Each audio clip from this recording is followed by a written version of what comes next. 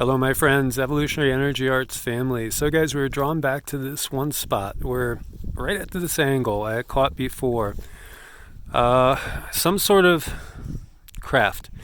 And I've shared that photo with you a lot of times in the video, and it's still up.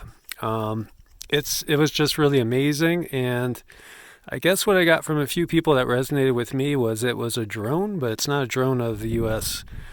Army, Navy, or Air Force. It's perhaps Greys or the reptilians, something along those lines. But what I was going to talk about is the other side, so to speak, of the story, and the Ascended Masters. And I know there are those people that automatically say, oh, Ascended Masters, that's New Age crap. And, of course, so many people, they have an aversion to the words New Age, even when it's biblical. It's nothing to be feared. We've been in the Dark Age. Who would fear the end of the Dark Age? Well, maybe a dark entity. Maybe dark entities, dark powers, maybe the powers that be would fear the end of the Dark Age, because that would mean that their rule is ending and, a new era is going to emerge. And so the Ascended Masters, who are they? Well, they're thought to be some of the same beings that are known as the Rishis from the Hindu, the Vedic tradition. And those were beings that are very, very highly advanced spiritually. They understand truly how the universe works. And they're people that have gone through what we are going through right now. They have gone through many, many incarnations. And they have gotten to the point where they're no longer in the karmic wheel. But the thing is, they've escaped this plane of existence. And so we could view it as if when we are awake, we're in 3D, although some would say we're in 4D right now because of the ascension process. And some believe that we went into 4D back on December 21st, 2012, the end of the Mayan calendar there. And so we could view it as we're in 3D or 4D, typically when we're awake. But 4D is where we are when we sleep in the dream state, which is actually closer to being, in some ways, more real than this is. So these are beings that have ascended past that.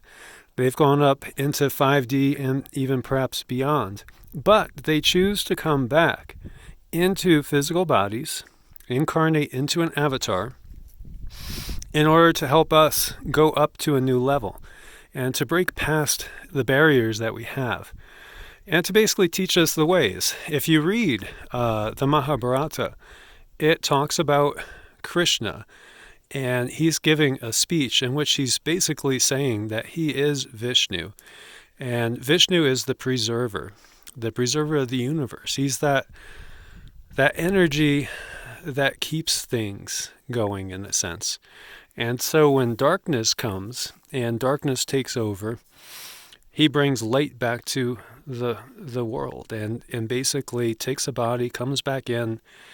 Krishna was the 9th incarnation of Vishnu. And the 8th was Rama, which we talked about before. And it's fascinating that the Ramayana says that Rama was an inner earth being.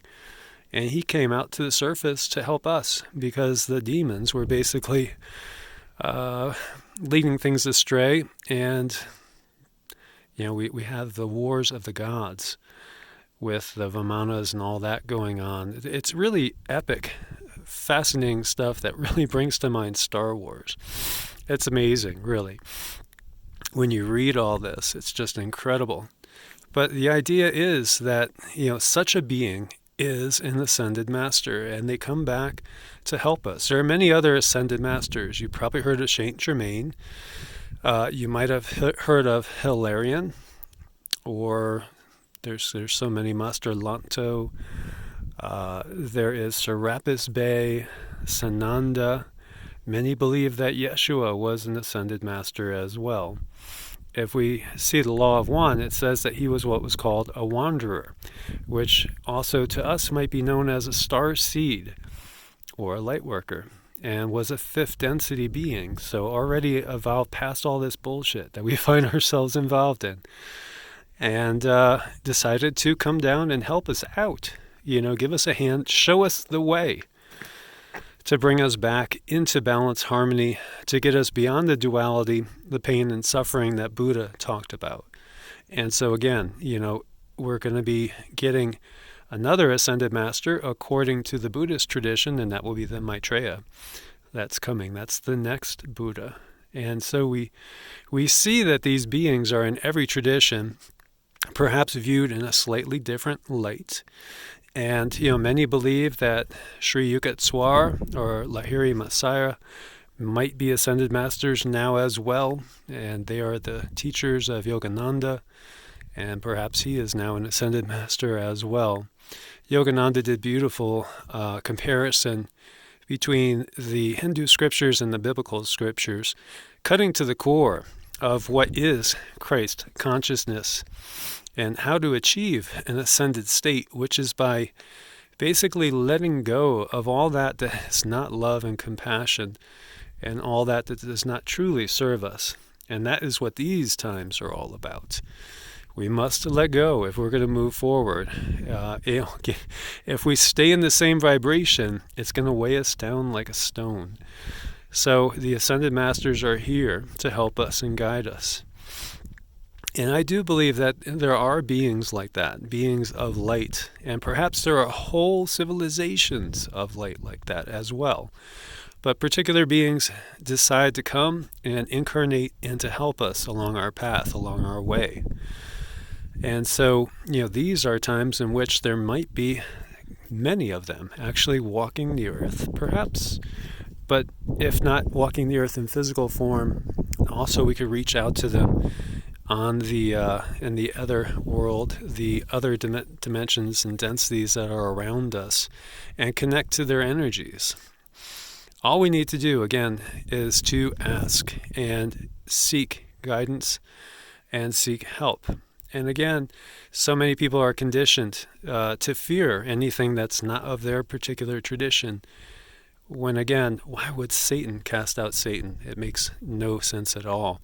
So if a being is benevolent and you can feel the energy from that being and you see the works from that being, then they probably are on the good guy's side. And there probably are beings that would help us in our advancement along the ascension path. So in my opinion, there's no need to fear them, but you always test the energies. And as we get more sensitive, it becomes easier and easier to test the energies.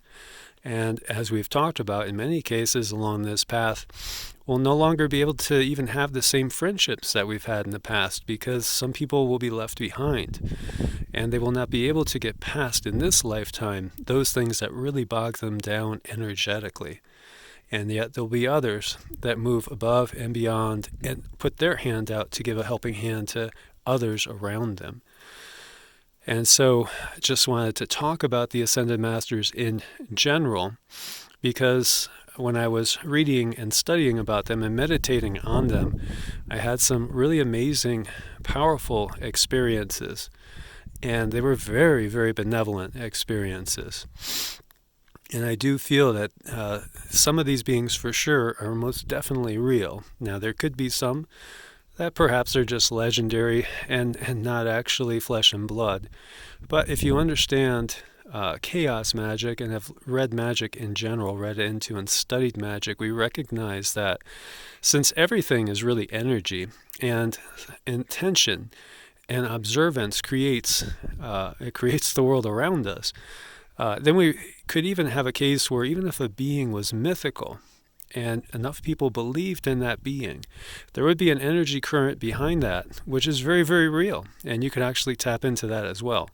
So, take for instance Spider-Man. We know Spider-Man didn't really exist, yet there's a current of energy to Spider-Man. Same thing with all these mythical heroes from the DC Comics and, the Avengers and all that. There truly is energy that is created, an energy stream that is created. And as I've said before, even if Jesus Christ never truly walked the earth, there is tremendous power in the name of Jesus Christ because people believe in it. Billions of people have believed in that name. And so that creates this incredibly powerful energetic stream of energy. And if it's a positive energetic stream, then you could hook into it and tap it for positive energy. And thus, does it really matter if these beings were real or not? Plus, another magical technique for magical training is called assuming the God form. And in assuming the God form, you basically meditate on, any particular God. Say you want to gain wisdom and knowledge and understanding, you might think about Thoth, the god of wisdom in the Egyptian tradition. And so, there is a technique, and this comes from the Golden Dawn, where you basically envision a pyramid and missing the capstone. You go up onto that area, you have yourself a seat, and then you envision the god Thoth coming. And you converse with him, ask him the things you would ask him, and you listen to what comes to you. And you could even go and envision yourself sitting down into the God form of that being, and then assume the energies, the frequency, the vibration, and the knowledge of that being. And that is from the Hermetic tradition of the Golden Dawn. So I just wanted to share that with you as a topic, because I want to go in depth in subsequent videos on particular Ascended Masters. So my friends, as always, I look forward to your comments. Thank you for your support on Ko-Fi and also Patreon. Join us there as well. And we look forward to doing this again soon. God bless and namaste.